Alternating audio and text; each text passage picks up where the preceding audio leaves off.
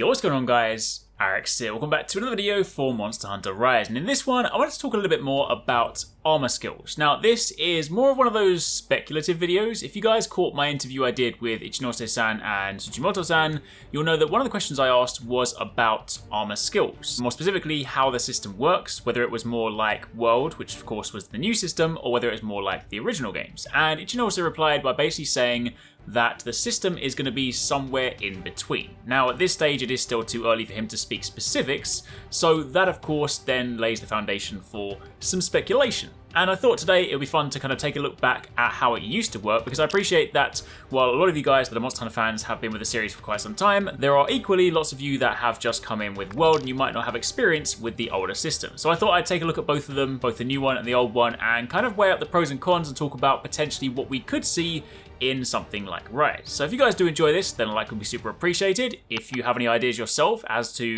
how they might change the skill system, again, let me know in the comments down below. And of course, be sure to turn on those notifications because we've got plenty more Rise stuff coming your way, so you definitely don't want to miss it. But let's talk about armor skills. So for those of you that have been with the series for quite some time, you are probably no doubt very familiar with the older system, which looks a little something like this. Meanwhile, for those of you that started with World, are much more familiar with something that looks like this. Now, one of the most noteworthy things, without even talking about the specific underlying system, is of course the sheer number of skills you can get in any given armor set. In older Monster Hunter games, it was much more about getting a few good skills on your armor set and sort of building around that. Meanwhile, in Monster Hunter World and Iceborne, it is quite literally about min-maxing it and stacking as many as you can possibly have. Now, obviously that's principle still applied in the older games. You still wanted to put as many skills as you could into your armor set, but the underlying mechanics basically made that a lot more challenging. See, if we take a look back at the older games, for those of you that perhaps weren't too familiar with this, it worked around a point threshold system. So if you take a look at this screen, for example, you'll see there is a big yellow line in the middle. This of course is taken from Generations Ultimate,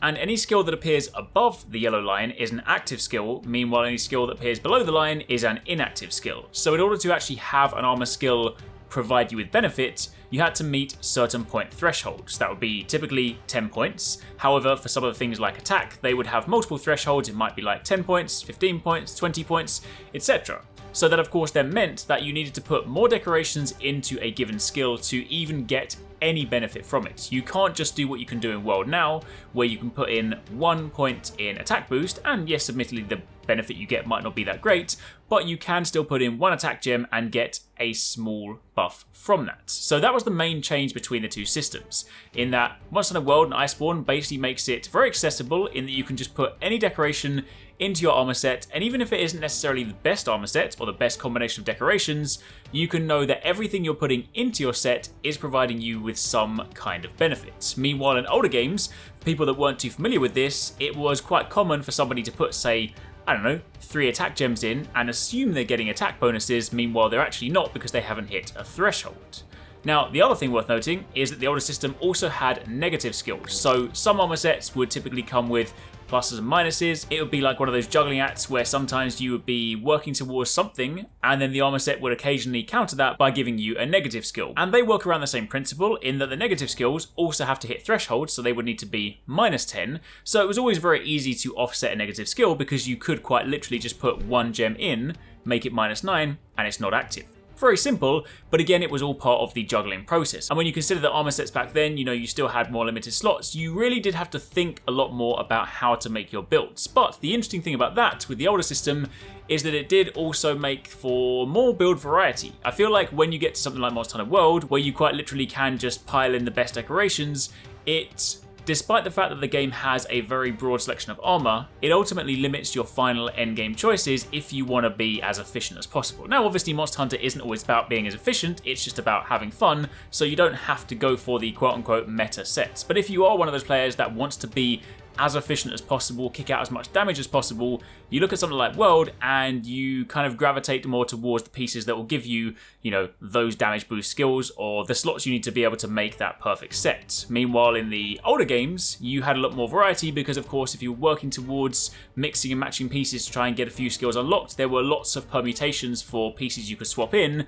because you were playing with fewer skills overall. Or at least it felt that way. I definitely had a lot more mixed sets back in the older games than I do now. I have plenty of them in World and Iceborne, but a lot of them are very similar versions of each other. Meanwhile, back in the older games, I had some pretty distinctly different ones, and they would all use very different pieces. In fact, you could kind of take an armor piece you like and be like, I'm going to build a set around this and still make it pretty useful. Meanwhile, in something like World and Iceborne, while you can still do that, there are some pieces that you're just like, this is just going to hinder my build. So that is kind of one of the big differences between the two systems. You have the older games, which is more about fewer skills but more considered choices. Meanwhile, you have the newer games, which is just about putting all the gems in and getting benefit from absolutely everything, and then basically having a massive stack of skills. I mean, if you look at these side by side, we go from having, 4, 5 skills in armor set to having a list like this. It is pretty crazy. Now, I do like both systems. They both work in different ways. As mentioned, I like the older system for the kind of variety you can have with the different armor pieces. Meanwhile, I like the new system because there is something fun about just seeing quite how many skills you can get stacked into an armor set. I mean, if you do have a screenshot like this,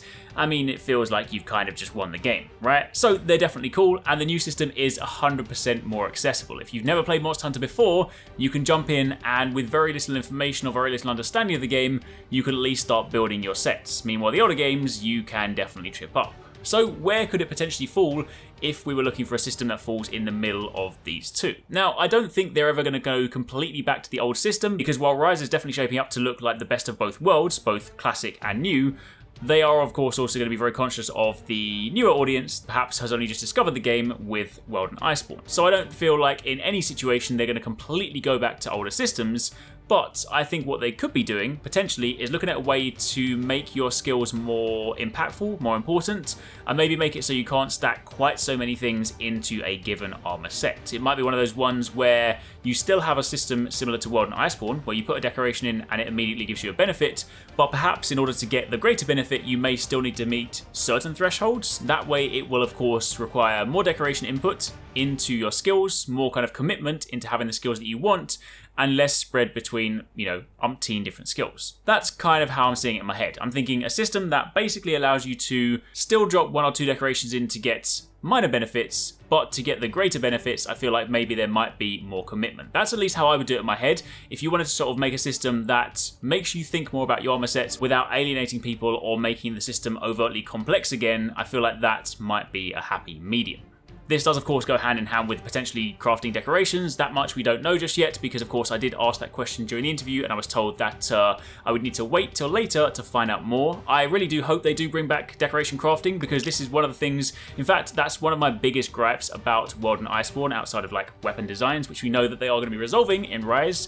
I definitely am not a fan of having to farm decorations. I've said this before, but for me personally, I always feel like crafting decorations and farming charms is much better than crafting charms and farming decorations. Some people might say, well, aren't they kind of the same thing?